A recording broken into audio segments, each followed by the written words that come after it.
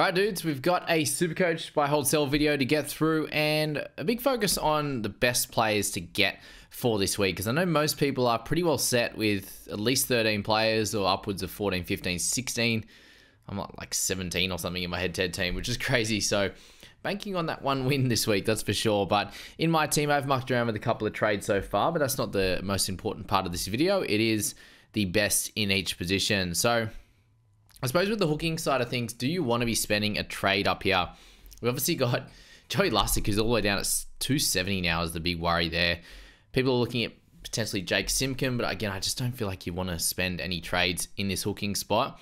If you have one of Reece Robson, Marnie, Jeremy Marshall-King, Coruscant, Harry Grant, I think you can just get away with not having a great second hooker. Like in these weeks, it's obviously just the best 13, so you don't have to have a hooker in your squad. So really, yeah, and Damien Cook obviously there at 667, scoring really, really well, and congrats to him for signing with the Dragons. But if you don't have one of those guys, then it's probably not even worth it, to be fair, making a trade. If you have one of those guys, not worth making a trade. If you don't, and you are in the market for a hooker this week, I do think the best is still Reed Marnie at 636. He's 30k cheaper now than Damien Cook. He obviously isn't playing Origin. Jeremy Marshall-King, solid, has been scoring well the last three, averaging 63 there. Cook's got 3 tries in his last 4, but I do think Reed, longer term, has the best chance of doing really well for your side. And as I said, there's the cheaper guys down there. Wade Egan's at 422 now, but just, it doesn't seem to be scoring the best at the moment. So that's that.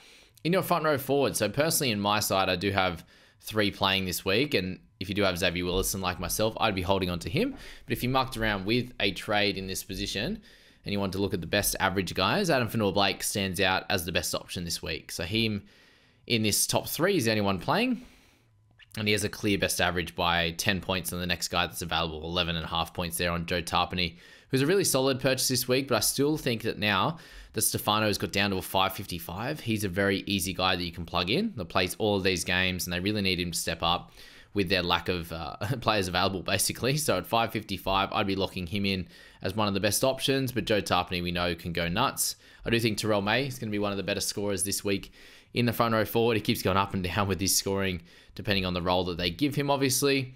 Jack DeBellin, a couple of average weeks in a row, and I would understand if you wanted to move him on, for sure. He doesn't have that massive upside.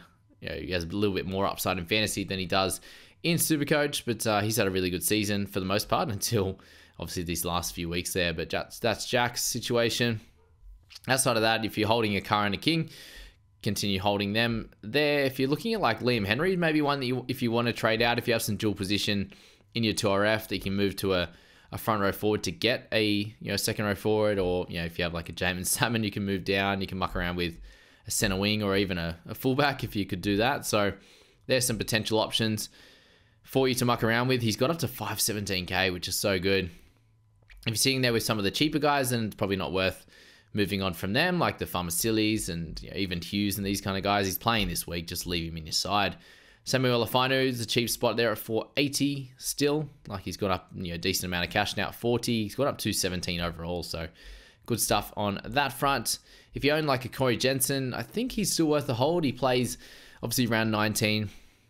Might play some extra minutes on the backup, obviously, for the Origin boys in round 17 as well. But yeah, Liam Henry at 517. After the 46, his break-even goes up a bit more. So he's made most of his cash there for sure. Outside of that, it's a front row forward positions pretty lowly. So those top 2 guys I mentioned will be your best targets. For the 2RF, it's very clearly Dave Fafita and Eli Katoa. I personally have both for more Plath and Smithies as well. Kai Pearce-Paul, I think you hold at this point if you held him last week. But let's muck around with trading him right now. Angus Crichton as well. If in my situation, I've actually traded him out this week, but we'll get to that in the trades video tomorrow. With Angus, he had a really good game there. Obviously, still lost cash, but a good score there. Unlikely to play full 80, I think, next week after Origin on the backup, which we didn't have to worry about last time. But I think he's an easy sell at that price to get one of the top guns. If you know him for feeder, get him. Eli Katoa, obviously, as well, with a terrific run over the next 3 weeks there. So if we're still looking at averages, Fafita's the top guy. Eli Katoa next, who's available and playing. Hudson Young at 67, so it's 8 points drop. But again, I wouldn't be looking to select him, although he'd be one of the top guys. And obviously Ewan Aiken in there. In that 2RF, he's one of the better 2RFs this week, along with that center wing as well. So keep an eye on that. And outside of that, 2RS pretty dire. You can go for Ruben Porter this week at 204k if you want to jump in there as your cash out of the week. Keelan Kolomatangi with a 670 price now is a little bit expensive, but still should do pretty solid for you there as well. Along with Max Plath, who I've actually traded in this week so far at 544k, pending any changes. I just think it's a nice price. I can get down from Crichton to muck around and get Tedesco down there. So that's my thoughts around that. Both for more you'd be holding on to. Eisenhuth, if you bought last week, sweet, just hold on to him. He'll be good for round 19, obviously. Lemuelu you could muck around with at 560, but yeah, it's a bit awkward. Can't believe Tyson Rizal's 450k. That is crazy in itself. Samuela, obviously, you can muck around with in this 2RF as well. Yeah, so I think that's it on that spot. Just a bunch of those guys to target for your halfback position. So you obviously have Nico out, but we've got Hughes is still kind of the top target right now, along with Matt Burton. They're at 719, so he'll cover across 5/8 and also half. But now that he hasn't made Origin and not 18th man, I think it's a good purchase this week. It is against the Roosters though, so it's not super exciting.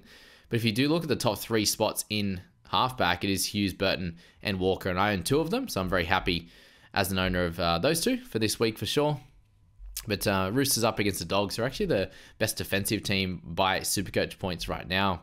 If you have Sean Johnson, he lost 108k last week, which is pretty dire, but obviously him now at 602, if you're looking at it from a price to points perspective, from what you're likely going to get, he is a terrific hold and obviously got through a game last week and hopefully can improve upon that against the Titans this week. Hopefully eventually gets the goal kicking too, but unlikely this week coming, that's for sure, but still a great hold. If you manage to have had Luke Brooks this whole time, they come up against the Souths without Latrell, so I think he's a hold this week as well.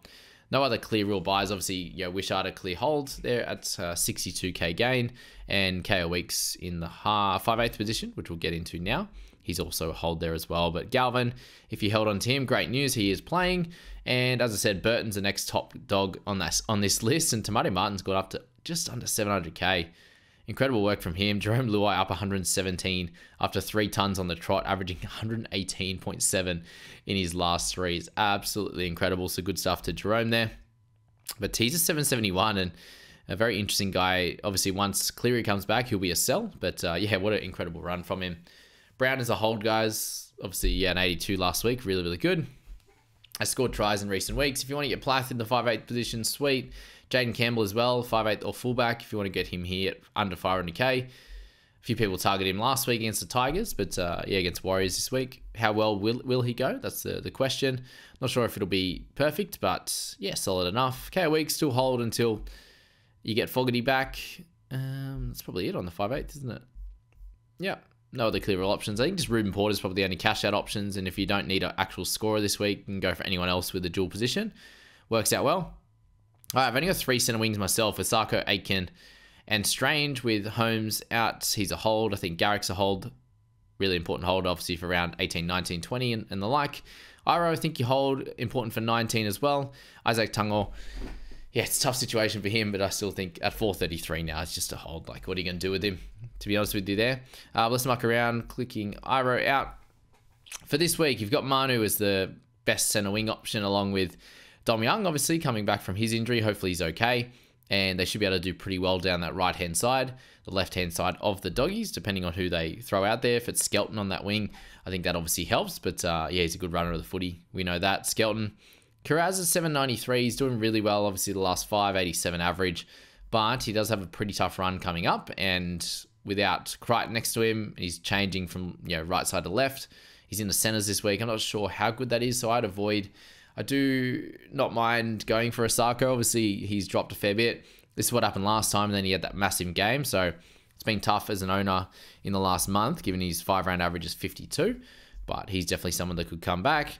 Herbie Farnworth at 704 is in good form, so that's what you want out of your players. And yeah, up against their worst side defensively, I think he's a good buy this week if you want to get around him.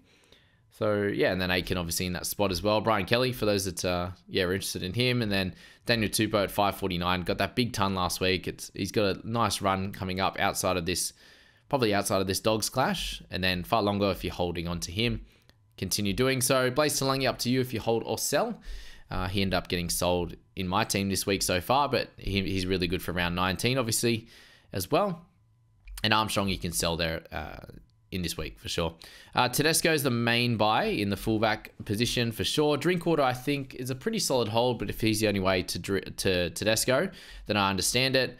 You've got Chance is the second best scorer that you'll see this week. Lehigh Hopewadi in at 74 average as well. He's the third best apparently. And then Ryan Pappenhausen under 700k. He's the next on the list, obviously average wise, but coming back from injury. And then you got like guys like Nick Meaney. A 697 has a really nice run of games, and obviously goal kicking and potential for him scoring tries will be cool. Keanu Keeney feels too expensive now at 588. I can't believe he's gotten that high after the start he had. But Jordan Rapin at 550, kicking goals. Could just be the next 3 weeks for him, 16, 17, 18, that he's kicking goals before Fogs comes back after their bye. But we'll see how that one plays out. Campbell you can select in fullback as well, but in terms of your best buys for the week, the guys that you really want to have in your side, it is Tedesco, it is Jerome Hughes, it is Dave Fafita, Eli Katoa. I think it's going to be really cool to have Terrell May this week, and Hooker, you can kind of pick any of the likes. So really it's 4 or 5 players that you want clearly in your side this week that I think have the most upside. Joey Manu is big on that list as well in the center wing that has the highest upside along with Dom Young. So 6, 7, 8 guys that you might want. Good luck with your trades this week. If you're making any, let me know in the comments what you're looking at. I do think myself with 20 trades left for the remaining 11 rounds.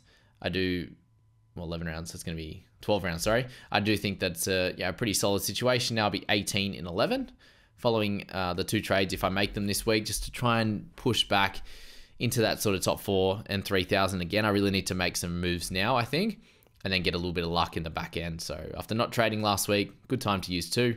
Let's see if that actually pans out in my side or if anything changes over the next few days. But I wish you all the best of luck with your teams and your buy, hold, risk, sell. And we'll see you in the next video with the trades tomorrow.